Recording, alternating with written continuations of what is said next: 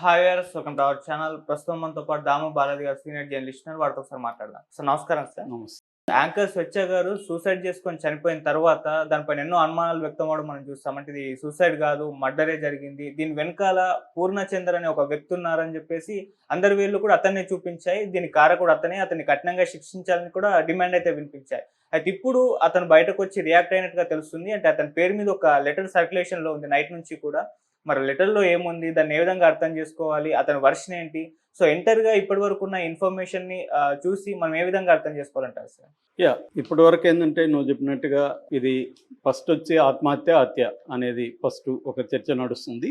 ఎందుకంటే ఒక photo release అయింది. ఆ ఫోటోలో ఆ అమ్మాయి వేలాడుతున్న పద్ధతి, నోట్లోంచి బ్లడ్ గారడం అవన్నీ చూసి ఇది ఆత్మహత్య కాకపోవచ్చు, చంపి వేలాడదీసి ఉండొచ్చు అనేది ఒకటి.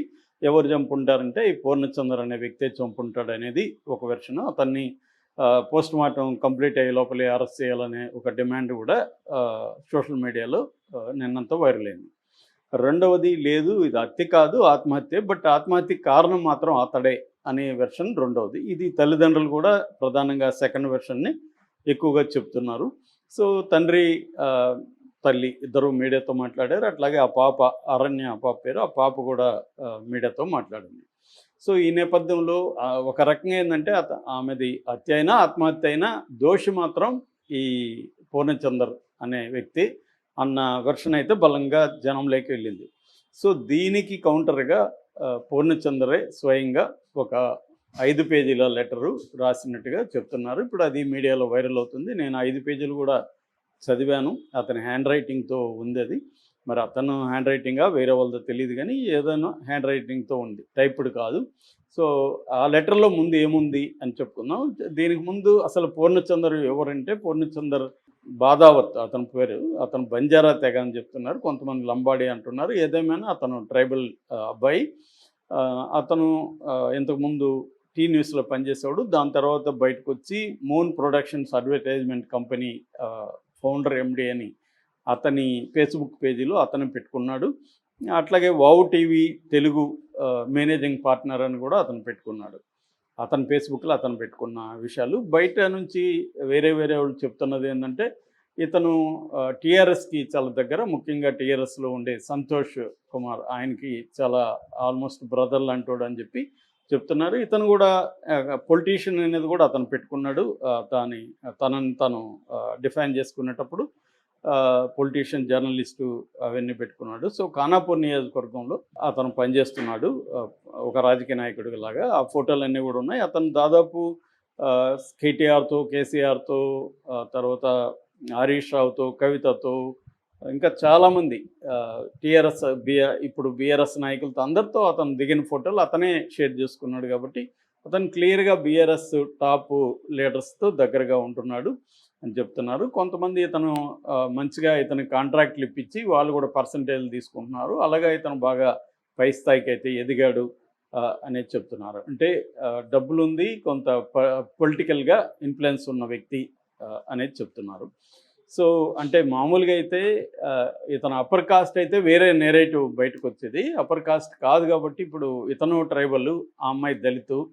సో వీళ్ళిద్దరి మధ్య ప్రాబ్లం కాబట్టి ఇప్పుడు ఇతని డామినేషన్ ఎక్కడ ఉందంటే డబ్బులో, పొలిటికల్గా ఉన్న క్లౌటింగ్లో వీళ్ళకంటే కూడా అతను, ఈ అమ్మాయి కంటే కూడా అతను డామినెంట్ దీనిగా చెప్పచ్చు మనం.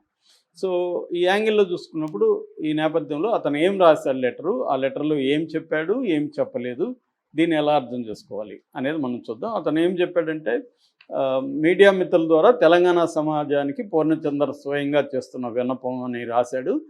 ఇదేంటంటే, నేను మీడియా ద్వారా ప్రజలకు చెప్పలేని స్థితిలో అబద్ధం తెలంగాణ మొత్తం చుట్టేస్తుందని భయం అని రాశాడు. నేను డైరెక్ట్గా మీడియాతో ప్రెస్ మీట్లు పెట్టి చెప్పలేను కాబట్టి ఈ లోపల అబద్ధం చుట్టేస్తూ ఉంది. సో అందుకని నేను ఖచ్చితంగా ఈ అమ్మాయి స్వేచ్ఛ బలవన్మరణం అని కూడా ఆయన అన్నాడు. అంటే క్లియర్గా ఆయన ఆత్మహత్య అని చెప్తున్నాడు. బలవన్మరణానికి సంబంధించి ఖచ్చితంగా చెప్పుకోవాల్సిన కొన్ని నిజాలు ఉన్నాయి, అవి మీకు చెప్తున్నానని చెప్పాడు. నాకు స్వేచ్ఛ 2009 నుంచి పరిచయం. మేము ఇద్దరం టీ న్యూస్లో పనిచేసేవాళ్ళం, ఇద్దరు ఫ్రెండ్లీగా ఉండేవాళ్ళం. తను అన్ని యొక్క విషయాలు నాతో షేర్ చేసుకున్నది. వాళ్ళ అమ్మా నాన్న శ్రీదేవి శంకర్, ఆ పేర్లు రాయలేదు కానీ వాళ్ళ అమ్మ నాన్న జనశక్తిలో ఫుల్ టైం పనిచేసేవాళ్ళు. ఈ పాపకి 6 నెలల వయసు ఉన్నప్పుడే వాళ్ళ అన్నా వదినల దగ్గర ఈ పాపను వదిలేసి వాళ్ళు వెళ్ళిపోయారు. ఎప్పుడో సంవత్సరానికి ఒకసారి చూపుగా వచ్చేవాళ్ళు. దానివల్ల ఈ అమ్మాయి మిస్ అయ్యేది. ఆ బాధంతా కూడా నాతో కన్నీళ్ళు పెట్టుకొని షేర్ చేసుకునేది. 2008, 2009 మధ్య ఈ అమ్మాయి ఫస్ట్ మ్యారేజ్ విడాకులు అయిపోయింది. ఫస్ట్ మ్యారేజ్లో ప్రాబ్లమ్స్ వల్ల విడాకులైంది. 2016, 17లో సెకండ్ మ్యారేజ్ విడాకులైంది. అప్పటికి ఈ అమ్మాయికి సెకండ్ మ్యారేజ్లో ఉంచి ఒక పాప ఉంది. ఈ పాప అరణ్య. అంటే మనం లెక్కేస్తే ఈ పాప 2011లో పుట్టినట్టుగా మనకు అర్థమవుతుంది. 2011 నాటికే ఈ అమ్మాయికి సెకండ్ మ్యారేజ్ అయిపోయింది. అంటే విడిపోయింది 2009లో అయితే 2010లోనో అట్లా పెళ్లి చేసుకున్నట్టుగా మనకు అర్థమవుతుంది. 2011లో పాప పుట్టింది. 2017లో సెకండ్ డైవర్స్ అయింది. దాని తర్వాత ఏ రోజు కూడా అమ్మాయి సంతృప్తిగా లేదు. తన సంతోషాన్ని వార్తల్లో తన పాపలో చూసుకునేది, తన బాధని తన రాతల్లో వ్యక్తపరిచేది. 2020 నుంచి నాకు దగ్గరైంది అని చెప్పుకున్నాడు. 2017లో పేరెంట్స్తో, అప్పటి వరకు పేరెంట్స్తో ఉండేది కలిసి. అయితే పేరెంట్స్ రామ్నగర్లో పేరెంట్స్ మధ్య గొడవలు కారణంగా అమ్మాయి డిప్రెషన్లో ఉండేది అప్పుడు కూడా. అయితే అమ్మ నాన్న ఈ అమ్మాయికి తగిన ప్రేమ చూపించట్లేదు. అమ్మ నాన్న మధ్య కూడా గొడవలు ఉన్నాయి. దీంతో ఉండలేకపోయి 2020లో కవాడిగూడలో ఒక సపరేట్గా రూమ్ తీసుకొని 2 ఏళ్ల పాటు ఒంటరిగా ఉన్నింది. తర్వాత 2022లో పాపను కూడా తీసుకొచ్చుకుంది. సో నాకు ఎలాంటి అన్యాయం జరిగిందో అలాగే నా పాపకి జరగనివ్వను, నేను ఒక తల్లిగా పాపని దగ్గరుండి చూసుకుంటానని చెప్పింది. 2020 నుంచి మేము దగ్గరయ్యాం కాబట్టి 2022 నుంచి నేను పాప బాధ్యత తీసుకున్నాను. ఒక తండ్రి స్థానంలోకి వెళ్ళాను. నేను పాపని ఉప్పల్లో కేంద్రీయ విద్యాలయం చదివించాను, ఫీజు కట్టాను. ఈ మధ్య అరణ్య పాప మెచ్యూర్ అయితే కూడా నేను 5 లక్షలు పెట్టి ఒక ప్రైవేట్ ఫంక్షన్ చేశాను, వాళ్ళిద్దరి బాధ పెట్టకూడదని చెప్పి. సో నేను అన్ని బాధ్యతలు తీసుకున్నాను. పాప కూడా నన్ను సరదాగా పూరి అని పిలిచేది. సో అంత క్లోజ్గా ఉండి ఇప్పుడు ఆ పాప నా గురించి మీడియాతో మాట్లాడింది, నాకు బాధేస్తుంది అది విని. సో నాకు స్వేచ్ఛకి ఎటువంటి విభేదాలు లేవు. అయితే మొన్న 26వ తేదీ వాళ్ళ నాన్న వచ్చినప్పుడు ఈమె విషయం చెబితే, ఏ విషయం అని రాయలేదు, విషయం చెబితే ఆయన ఒక మాట అన్నాడు. అదేంటంటే 2 సంవత్సరాలకు ఒకసారి ఒక మనిషిని తీసుకొచ్చి మీ అల్లుడని పరిచయం చేస్తావు, నేను తలదించుకోవాల్సి వస్తూ ఉంది, నాకు డబ్బు లేకపోవచ్చు, నేను పీడిఎస్లో పనిచేశాను, నాకు గౌరవం కోల్పోదలుచుకోలేదని గట్టిగా అన్నాడు. దాంతో ఆమె హర్ట్ అయింది ఆ మాటలకి. నాతో చెప్పుకొని ఏడ్చింది. నేను ఈ విషయాన్ని వాళ్ళ అన్నా వదిలిన దృష్టికి కూడా తీసుకున్నాను. వాళ్ళు కూడా తప్పే అన్నారు. నేను ఆ అమ్మాయికి నేను ఎప్పుడు బాధపడలేదు, బాధ పెట్టలేదు. నేను ఆ అమ్మాయి చావు కోరుకోలేదు. నేను బాగానే చూసుకున్న వాళ్ళిద్దరిని, ఆనందాన్ని ఇచ్చాను. సో ఈ ఆరోపణలన్నీ తప్పు. వీటన్నిటిని నేను కోర్టులో చెప్పగలను కానీ బయటకు వచ్చి చెప్పే పరిస్థితి లేదు. మా ఇంట్లో వాళ్ళని పోలీసులు తీసుకెళ్ళి పూర్ణచంద్ర వచ్చే వరకు మిమ్మల్ని వదలమని నిర్బంధం చేస్తున్నారు. సో నాకు లాలో నమ్మకం ఉంది. Law will take its own course. I believe in the law as N abiding citizen అనేది బేసిక్గా చెప్పాడు. ఇంకొక విషయం కూడా దీంట్లో ఏం చెప్పాడంటే, ఈ అమ్మాయి ముందు నుంచి కూడా ఒంటరితనం, ఏకాకితనంతో బాధపడేది, అన్నీ ఉన్న అనాథలాగా ఫీల్ అయ్యేది. ఈ అమ్మాయికి డిప్రెషను, యాంగ్జైటీ, మెంటల్ ఇష్యూస్ ఉన్నాయి. నేను చాలాసార్లు ఈ అమ్మాయిని డాక్టర్ దగ్గరకు తీసుకెళ్ళి స్కానింగ్లు అన్నీ కూడా చేయించాను. ఆ డాక్యుమెంట్స్ అన్నీ కూడా అమ్మాయి కవాడిగూడ రూమ్లో ఇప్పటికీ ఉన్నాయి అనేది కూడా చెప్పాడు.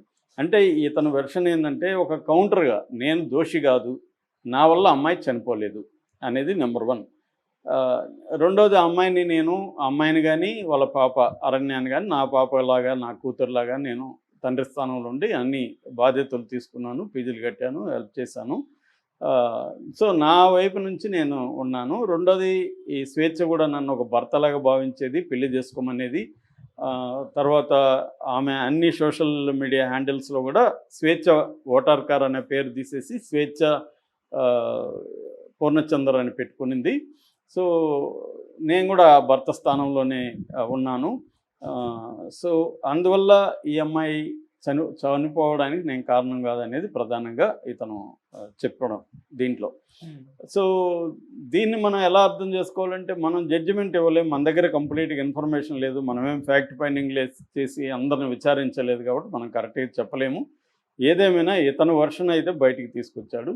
ఇప్పుడు రెండోది ఏంటంటే ఇతను నేను దోషి కాదని చెప్పదలుచుకోవడం ఒకటే కాకుండా దోషి ఎవరో కూడా చెప్పాడు. దోషి ఎవరు? వాళ్ళ నాన్నే. వాళ్ళ నాన్న ఇలా అన్నాడు కాబట్టి ఆ అమ్మాయి ఆత్మహత్య చేసుకుంది అని డైరెక్ట్గా వాక్యం రాయలేదు, కానీ అదే కారణం అన్నట్టుగా రాశాడు. ఇంక వేరే కనబడలేదు కదా. వాళ్ళ నాన్న ఏం చెప్తున్నాడు? ఈ అబ్బాయి వల్లే చేసుకుందని చెప్తున్నాడు. అంటే ఓవరాల్ ఇష్యూ మనకి మొత్తం సమాచారం లేకపోయినా ఉన్న సమాచారం మేరకు ఇటువంటి ఇంకొన్ని నేను చూసిన సందర్భాల్లో కూడా పేరెంట్స్ ఇలా అనడం అయితే అసాధారణం కాదు. ఎందుకంటే తమ పిల్లలు పదే పదే విడాకులు లేకపోతే మల్టిపుల్ అఫైర్స్ పెట్టుకుంటున్నప్పుడు జనరేషనల్ మోరల్ వాల్యూస్లో గ్యాప్ ఉంటుంది. ఇవాళ పిల్లలకి ఇది కామన్ కావచ్చు, కానీ తల్లిదండ్రులకి అది ఇబ్బందికరంగా ఉంటుంది. ఆ మధ్య కూడా నాకు తెలిసిన ఒక ఆమె వాళ్ళ ఫ్రెండ్ని ఒక మాట అనింది. ఏంటి నీ కూతురికి ఎప్పుడు పెళ్లి చేస్తావు అని అడిగింది. ఎవరితో చేయమంటావు? నెలకు ఒక బాయ్ ఫ్రెండ్ తీసుకొస్తా ఉంది నా కూతురు అని చెప్పింది ఆమె. ఇలాంటివి నేను విన్నాను గతంలో కూడా.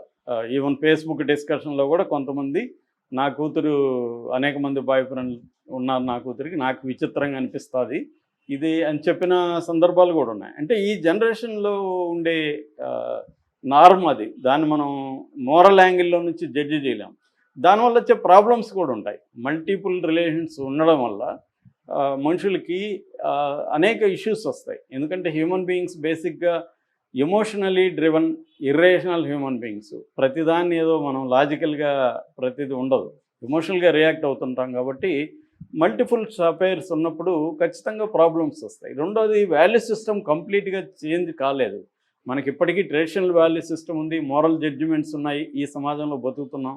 ఈ నేపథ్యంలో ఈ అమ్మాయి పరిస్థితి చూస్తే కూడా ఈ అమ్మాయి చిన్నప్పటి నుంచి అంటే టైం లేదు మనకి దీని మీద ఎక్కువ చెప్పాలంటే చాలాసేపు పడుతుంది, కానీ దీంట్లో బేసిక్గా 3 పాయింట్ ఆఫ్ వ్యూస్ ఉన్నాయి. ఒకటి తల్లిదండ్రుల పాయింట్ ఆఫ్ వ్యూ. తల్లిదండ్రులు ఏంటి, వాళ్ళ సమాజం కోసం, తాము నమ్మిన సిద్ధాంతాల కోసం, ప్రజల కోసం అన్నీ వదిలిపెట్టి కన్నబిడ్డను కూడా ఎక్కడికో ఇచ్చేసి అన్న వాళ్ళకి వాళ్ళు ఉద్యమంలోకి వెళ్ళిపోయారు. వాళ్ళ పాయింట్ ఆఫ్ వ్యూ అది.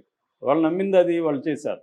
చాలామంది ఉద్యమకారులు అలాగే చేశారు. తల్లిదండ్రులను వదిలేశారు, పిల్లలను వదిలేశారు. నేను కూడా అలాగే పోయా, 5 ఏళ్ళు ఉన్నాను. మా తల్లిదండ్రులు కూడా నా వల్ల నష్టపోయారు.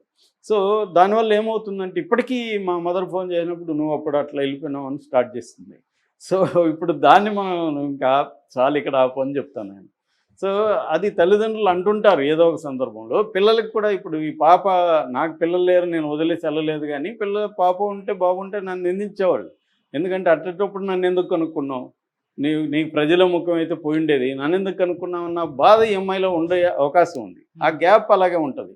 రెండోది ఇప్పుడు తల్లిదండ్రులు కంట్రోల్ చేయడానికో లేకపోతే అడ్వైజ్ చేయడానికి వచ్చినప్పుడు ఈ అమ్మాయి కోపం వస్తుంది.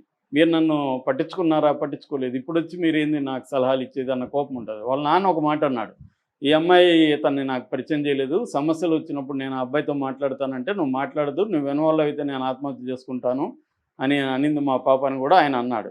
అంటే నా 5 ఏళ్ళుగా కలిసి ఈ అబ్బాయితో ఉంటున్నా తల్లిదండ్రులకి ఈ అబ్బాయిని పరిచయం చేయలేదు. పైగా పెద్ద దూరం కాదు, జవహర్ నగర్కి, రామ్నగర్కి. అంటే అర్థమేమి, ఈ అమ్మాయి ఇండిపెండెంట్గా ఉండదలుచుకుంది.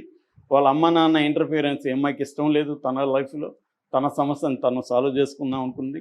అలాగే వాళ్ళ అమ్మ మాట్లాడుతుంది, ఈ అమ్మాయి చాలామంది కౌన్సిలింగ్ ఇచ్చేది, బోల్డ్ గర్ల్, ధైర్యంగా ఉండేది, కాబట్టి మేము అమ్మాయి సమస్య అమ్మాయి సాల్వ్ చేసుకుంటుంది అనుకున్నాం తప్ప మేము ఇట్లా జరుగుతుంది అనుకోలేదు అన్నారు. కాబట్టి ఇవన్నీ వాస్తవం. వీళ్ళ తల్లిదండ్రులకి ఈ అమ్మాయి గ్యాప్ ఉంది. ఇతను ఈ మాట అని కూడా ఉండొచ్చు, అది బాధతో అని ఉండొచ్చు, తన వల్ల తనకి ఇబ్బంది. ఎందుకంటే వీళ్ళ పాప వాళ్ళ ఇంట్లో ఉంటుంది, ఎవరో బంధువులు ఫ్రెండ్స్ వస్తారు, ఈ పాప ఎవరు అన్నప్పుడు మనవరాలు అంటారు, వీళ్ళ నాన్న ఏం చేస్తున్నాడు, వీళ్ళ అమ్మ ఏం చేస్తుంది, ఇవన్నీ అడుగుతారు. అప్పుడు ఇవన్నీ బయటకు వస్తాయి. మీ ఎంతమంది ప్రపంచానికంతా మీరు ఉద్యమాలు చేస్తారు, వీళ్ళమ్మ మహిళా సంఘంలో పనిచేస్తుంది, చైతన్య మహిళా సమాఖ్యలో, మీరు అందరికీ చెప్తారు మీ కూతుర్ని మీరు ఇట్లా పెంచుతున్నారు ఏంటి అని అడగచ్చు. ఇలాంటి వాళ్ళకు ఉండే ప్రాబ్లమ్స్ వాళ్ళకు ఉంటాయి ప్రాబ్లమ్స్.